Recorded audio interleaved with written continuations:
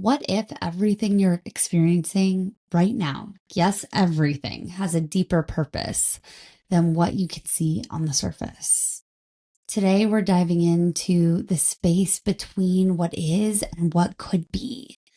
That profound place where we can hold both our human experience and the deeper currents moving beneath the surface. This isn't about spiritually bypassing or forcing positivity. It's about expanding our capacity to hold both the raw reality of our human experience and the possibility of a deeper purpose. Welcome to day 29 of ReWired. This is 365 days of daily practices for the spiritually curious high achiever.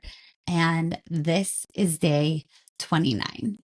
I am your guide, Jamie O'Connor. As we begin to open up to this deeper way of seeing, we often bump in and up against our immediate reactions. You know, those moments when something happens and your first response is judgment, that quick certainty that something is wrong, that a person is wrong, that this shouldn't be happening. Let me share something that my mentor, Brianna Lynn, shared with me, and it totally changed the way that I view and reframe my experience. It shifted everything. She said this phrase, "Everything is perfect as it is, and so is my desire that it be different." Sit with that for a moment. This isn't about forcing yourself to love everything that happens.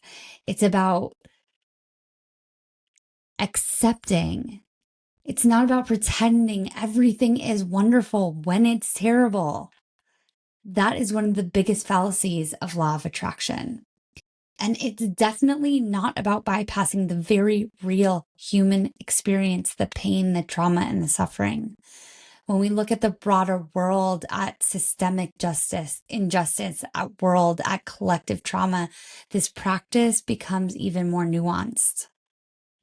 It's about holding what we can feel like an impossible tension, acknowledging the reality of suffering and remaining open to the possibility of deeper meaning and purpose.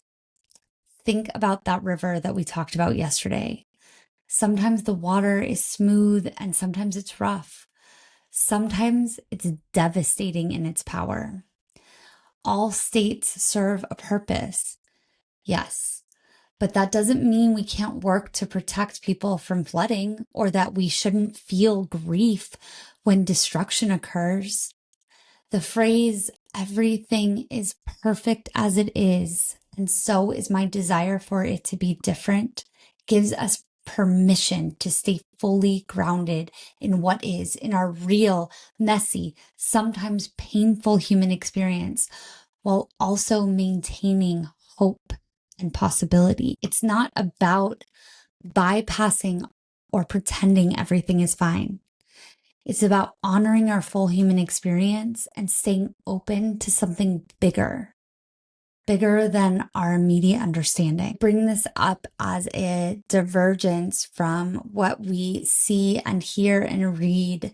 It's a divergence from the original Course in Miracles. And for me, it's actually one of the key pieces in what is missing in the pop culture teachings of spirituality. Because when we bypass the underlying experience, the true feelings that are happening inside of us, and push them aside for the belief that everything is happening for a reason and that we should ignore our bodies and our feelings, that creates unconscious and subconscious beliefs that then end up driving the show. But when we can be fully present to what is and hold deep, powerful hope, belief, and possibility, that is where everything starts to shift. In your immediate life, in what is happening, in all of it, and in the broader context of the world. So let's dive into today's daily practice. Let's start small, really small, because it's in these tiny moments that we begin to rewire how we see everything. Start with the little moments when you're at a red light or the coffee spills, and notice when you feel like something isn't going right. When your phone is taking too long to load or the person in front of you is walking too slowly. The line at the coffee shop is really long. These tiny moments are where we begin to rewire our way of seeing. I want you to bring in a 3-step pause when you notice these moments. Stop. Take a breath. Ask yourself, how is this exactly what needs to be happening right now?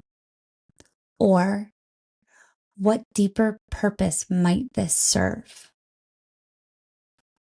Allow that to unfold for you in that moment and throughout the day. If you want to expand this practice, when you take notice of those moments and ask that question, then also notice what is happening in your body. Where is there tension, resistance? How does it feel?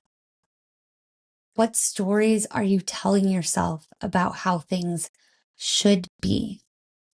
Can you hold both the reality of your frustration and the possibility of purpose? Remember, everything is perfect as it is, and so is your desire for it to be different. Once you're comfortable with the smaller moments, you can start to bring this practice into something that feels more challenging, difficult conversations, plans that fell through, an unexpected change. Not to fix it, not to make it better, just to practice holding both the reality and the possibility. The key isn't getting it right. It's building the muscle of seeing things differently, one moment at a time. Thank you for showing up today, for being willing to look at these patterns with honesty, for allowing the mess, the imperfection, the real human experience of transformation.